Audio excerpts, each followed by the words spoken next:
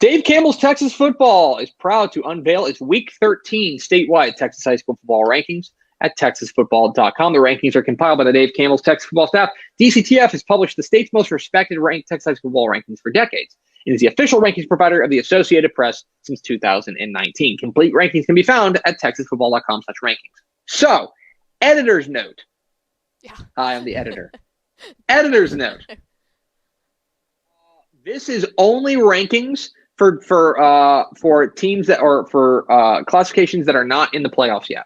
Mm-hmm. So as a result, we are only doing rankings for 6A, 5A, and the private school ranks. Everything else stays the same. There's no point in doing rankings in the playoffs because they sort themselves out. So that is what we're going to do. We're going to have the 6A, 5A, and private school rankings the rest of the way. Let's start with our 6A rankings, where a little bit of changes here, especially at the bottom of the rankings. One of the big movers this week. Is Bridgeland. They leapfrog Cedar Hill, who drops a spot after their loss to Cedar, or to Duncanville rather. Denton Geyer drops 4 spots from number 11 to number 15. Allen does stay the same because there's nowhere else really for them to go. They stay the same at number 4. Bottom of the rankings, a little bit of churn. And new to the rankings, number 25, Tomball Memorial. 49-20 winners over Klein Forest. Everything else more or less about the same. Santonio Johnson did nudge up a spot to number 24. To 5A Division I we go, where we do have some movement. Manville up a spot to number 5 after their big 66-28 win over Richmond Foster. Lubbock Coronado up a spot. Longview, even though they were idle, is up a spot. Frisco Lone Star up a spot. Corpus Christi Veterans Memorial, even though they're idle, is up a spot. We decided to keep Richmond Foster in the rankings at number 10. We thought about this a lot, and there's a couple of other teams that could have an argument to be number 10.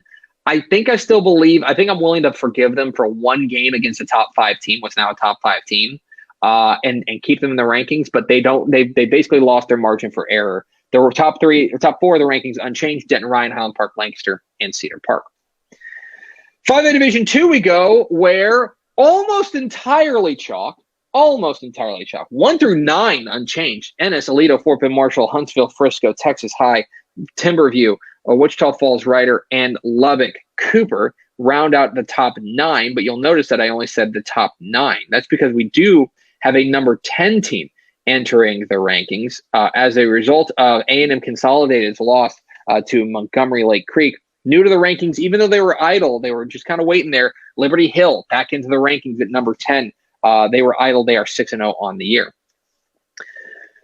To the private school ranks we go, where we have some major movement in the 11-man ranks. Well, we had number 1 versus number 2, and Fort Worth Nolan. Impressive win over previous number 1 Dallas Parish Episcopal. That earns them the number 1 spot in the rankings. Everyone in 2 and 3 move up a spot.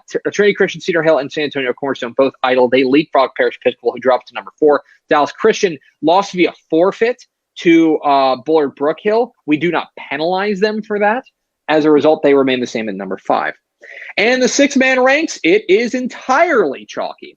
Austin Veritas, Fredericksburg Heritage, New Braunfels Christian, and Bastrop Tribe Consolidated, all winners to remain 1 through 4 respectively. Dallas Lake Hill idle stays at number 5. So those are the Week 13 Dave Campbell's Texas Football Associated Press rankings. You can find complete rankings at texasfootball.com/rankings.